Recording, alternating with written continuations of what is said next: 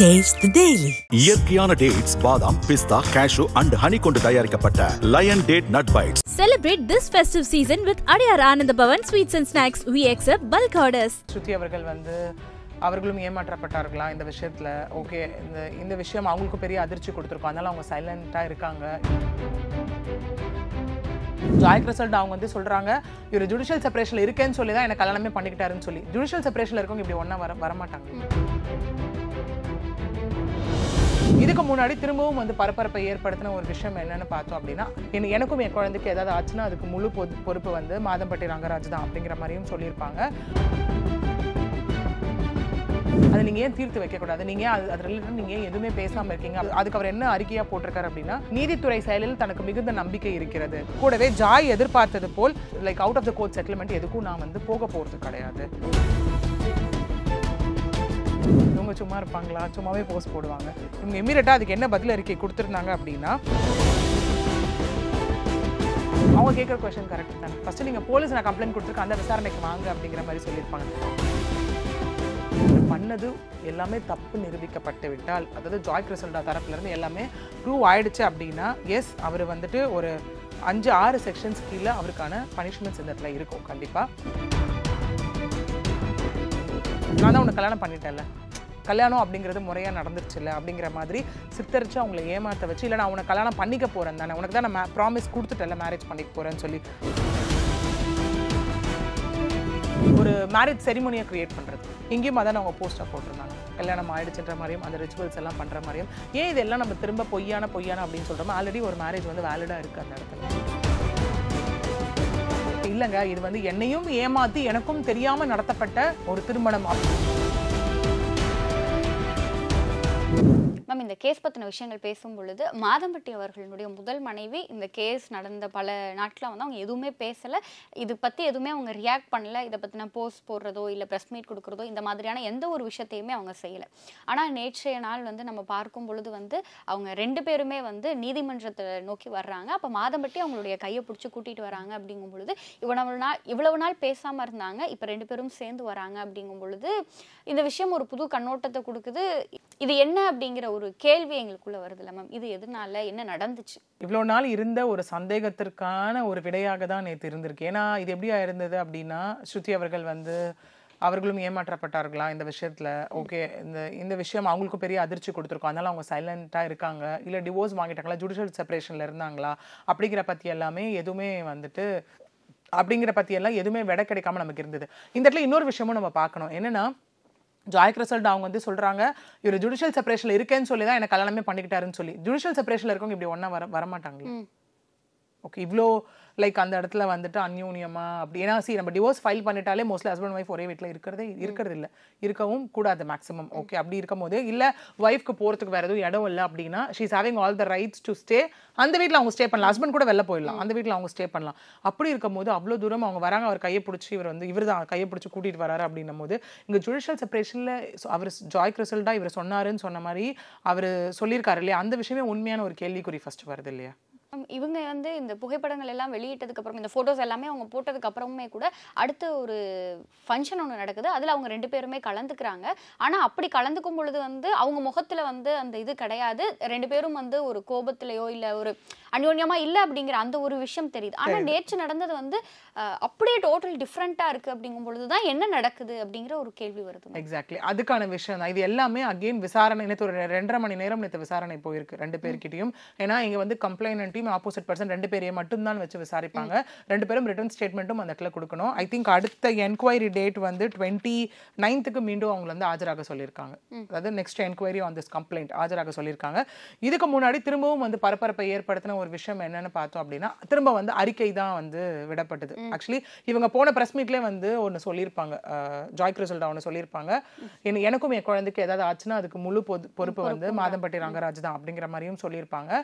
கூடவே அவங்க இன்னொன்று என்ன சொல்லியிருப்பாங்க அந்த இடத்துல அப்படின்னா, இந்த மாதிரி உங்களை யாராவது அணுகுனாங்களா அவங்க தரப்பில் அப்படின்னு கேட்கும்போது எஸ் அணுகுனாங்க அப்படின்னு சொல்லியிருப்பாங்க. அதுக்கான டீட்டெயில்ஸ் கேட்கும்போது அதை நான் நீதிமன்றத்தில் சொல்கிறேன் அப்படிங்கிற மாதிரி அவங்க சொல்லியிருப்பாங்க. ஏன்னா ப்ரெஸ்ஸில் வந்து அவங்க ரொம்ப ஃப்ரீ ஃப்ளோவாக எதுவுமே சொல்லலை.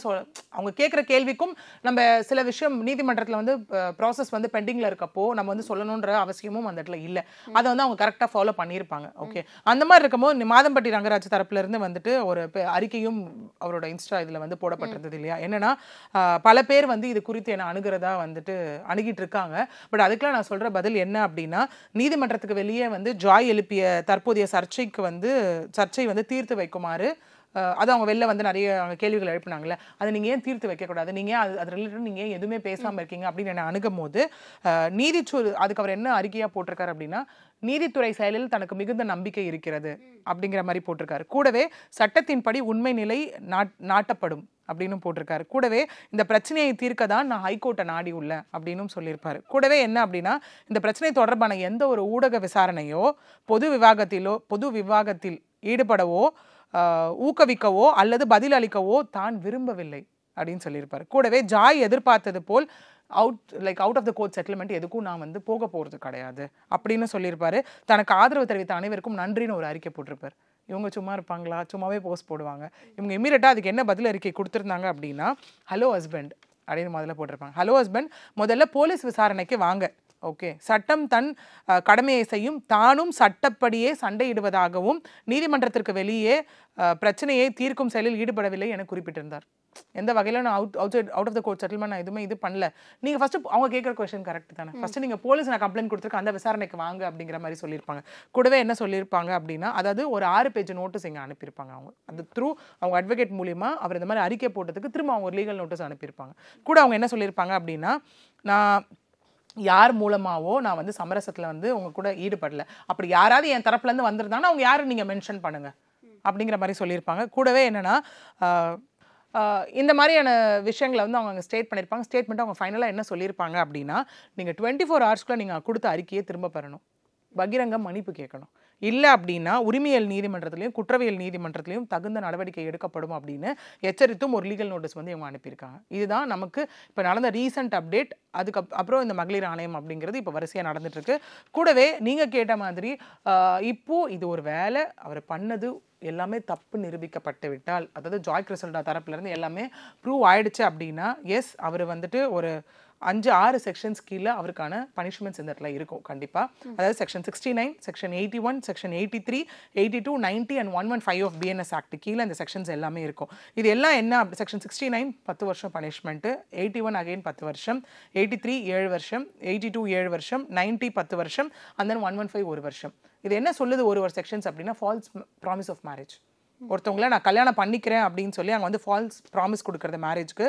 அதே மாதிரி என்ன அப்படின்னா, நான் ஒரு விஷயம் அந்த செக்ஷுவல் இன்டர்கோர்ஸாக இருக்கட்டும் இதுவாக இருக்கட்டும், நான் உன்னை வந்துட்டு பொய்யா ஒரு சித்தரிக்கிறது, நான் தான் உன்னை கல்யாணம் பண்ணிட்டேன்ல, நமக்குள்ளே வந்து எல்லாம் வந்து கல்யாணம் அப்படிங்கிறது முறையாக நடந்துருச்சு இல்லை அப்படிங்கிற மாதிரி சித்தரித்து அவங்களை ஏமாற்ற வச்சு, இல்லை நான் உன்னை கல்யாணம் பண்ணிக்க போகிறேன் தானே, உனக்கு தான் நான் ப்ராமிஸ் கொடுத்துட்டேன்ல மேரேஜ் பண்ணிக்க போகிறேன்னு சொல்லி அப்படின்னு பண்ணக்கூடிய ஒரு விஷயத்துக்கான செக்ஷன்.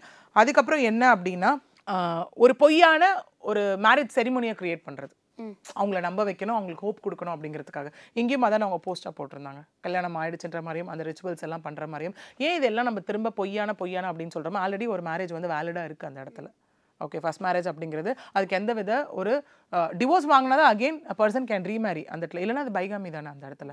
ஸோ அதுக்குண்டான செக்ஷன். கூடவே என்ன அப்படின்னு பார்த்தோன்னா, எஸ் அவங்கள வந்து இந்த மாதிரி பொய்யான வாக்குறுதிகள் எல்லாமே கூறி வந்துட்டு அவங்கள கர்ப்பமாக்குறது. கூடவே அவங்க இன்னொரு விஷயம் சொல்லியிருந்தாங்களே, 2-3 தடவை ஆல்ரெடி கருக்கலைப்பு நடந்தது அப்படின்னு சொல்லி. அந்த மாதிரி கருக்கலைப்பு நடந்த ஒரு விஷயமா இருக்கட்டும், இல்லை ஒரு வேளை அந்த மாதிரி கருக்கலைப்பு நடக்கும்போது தாய் உயிருக்கு ஏதாவது ஆகியிருந்தா அப்படின்னா அந்த 10 வருஷன்றது ஆயுள் தண்டனை வரைக்கும் கூட அந்த இடத்துல நீட்டிக்கப்பட்டிருக்கும். ஓகே, அப்புறம் செக்ஷன் 115 என்ன அப்படின்னா, வாலண்டரி காசிங் ஹர்ட், அதான் அவங்களுக்கு வந்து தீங்கு விளைவிக்கிற வகையில் வந்து இவராக போய் முன் வந்து ஒரு செயலை செய்கிறது. ஸோ இந்த மாதிரி செக்ஷன்ஸ் எல்லாமே இங்கே சிவியராக தான் இருக்குது. ஒரு வேளை ஜாய் கிறிசல்டா அவங்க தரப்பில் வைக்கப்படுற குற்றச்சாட்டுகளும் அவங்க சமர்ப்பிக்கப்பட்ட ஆவணங்களும் எல்லாமே மேட்ச் ஆச்சு அப்படின்னா, இவர் தான் குற்றவாளி நிரூபிக்கப்பட்டால் கண்டிப்பாக இந்த செக்ஷன்ஸ் எல்லாமே வந்து அந்த இடத்துல அப்ளை ஆகிறதுக்கு நிறைய சான்சஸ் இருக்குது. மேம் இப்போ இந்த கேஸ் பற்றினா அடுத்த அப்டேட் எப்போ தெரியும் மேம்? கண்டிப்பாக அடுத்த லைக் என்கொயரி வந்துட்டு மகளிர் ஆணையத்தில் October 29 போட்டிருக்காங்க இல்லையா, அப்போ தான் நமக்கு தெரிய வரும். ஏன்னா இந்த கேஸ் வந்து நாளுக்கு நாள் வேறு மாதிரி டர்ன் எடுத்துகிட்டு இருக்கு. ஃபர்ஸ்ட் ஸ்ருதி அவர்கள் பிக்சருக்குள்ளே இல்லை. ஓகே, அவங்களுக்கு தெரியுமோ தெரியாதோ, இன்ஃபேக்ட் அவங்களும் ஒரு அட்வொகேட். இங்கே காமன் மேன்கே இந்த மாதிரி பண்ணக்கூடாதுன்னு லா தெரியும். இங்கே மாதம்பட்டி அவர்கள் தன்னுடைய மனைவி அட்வொகேட்டாக இருந்தும் அவர் எப்படி இந்த செயலெல்லாம் பண்ணார் அப்படிங்கிறது ஒரு பக்கம்.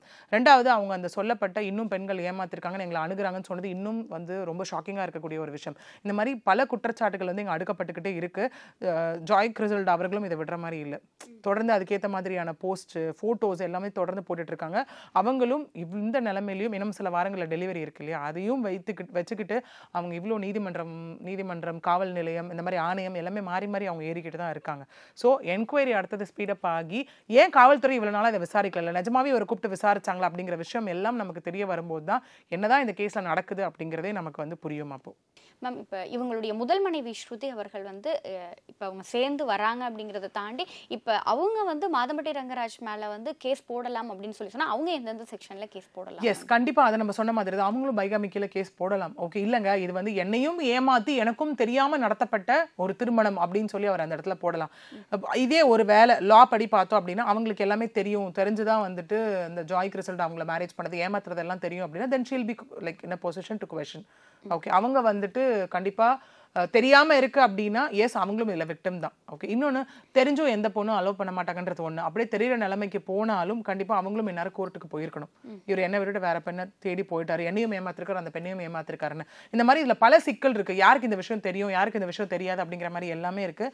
அடுத்தடுத்து என்கொயரி அவங்க இந்த விஷயத்தை பற்றி பேசும்போது தான் வந்து, அதாவது நீதிமன்றத்தில் அவங்களோட வாதங்களோ இல்லை அவங்க என்கொயரிக்கு வரும்போது தான் நமக்கு நிஜமாவே லைக் உண்மையிலே இல்லை என்ன நடந்தது அப்படிங்கிறது நம்ம எல்லாருக்குமே தெரிய வரும். நிச்சயமா மேம், இந்த கேஸ் பற்றின பல விஷயங்களை வந்து எங்களோடும் எங்கள் நேயர்களோடும் பகிர்ந்து கொண்டதற்கு நன்றி மேம். நன்றி. நீங்கள் ஆல்ரெடி நிறைய ப்ரூவ் பண்ணிட்டீங்க, புதுசாக ப்ரூவ் பண்ணுறதுக்கு இது இல்லை. பட் இப்போ பாரிஜாதம்லாம் உங்களோட ரோலே வந்து ரொம்ப சேலஞ்சிங்கான ஒரு ரோல். அவள் ஃபர்ஸ்ட் ஆஃப் ஆல் அந்த ஒரு எக்ஸ்பீரியன்ஸ், தென் இந்த கேரக்டர் உங்களை யோசிச்சே தான் எழுதுனாங்களா இல்லை எப்படி, அதை என்ன சொன்னார் டேரக்டர்? ஃபர்ஸ்ட் சீரியலில் வந்து எனக்கு ஃபர்ஸ்ட் பாரிஜாதம் கதை சொல்ல வரும்போது நான் ஒரு செகண்ட் என்ன இது நம்மள நல்லா தீவிரமா ஃபாலோ பண்ணி இந்த கதையை கண்டுபிடிச்சிருவாங்க அப்படின்னு ஒரு டவுட் வந்துச்சு எனக்கு.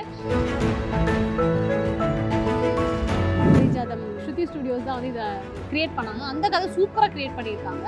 அந்த கதைக்கு நான்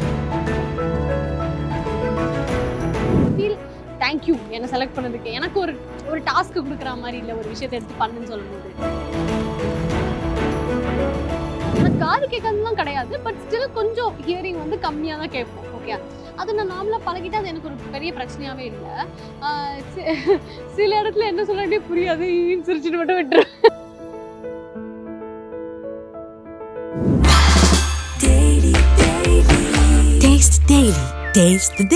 இயற்கையான டேட்ஸ், பாதாம், பிஸ்தா, கேஷு அண்ட் ஹனி கொண்டு தயாரிக்கப்பட்ட Lion date nut bites. Celebrate this festive season with Adiyar Anand Bhavan Sweets and Snacks. We accept bulk orders.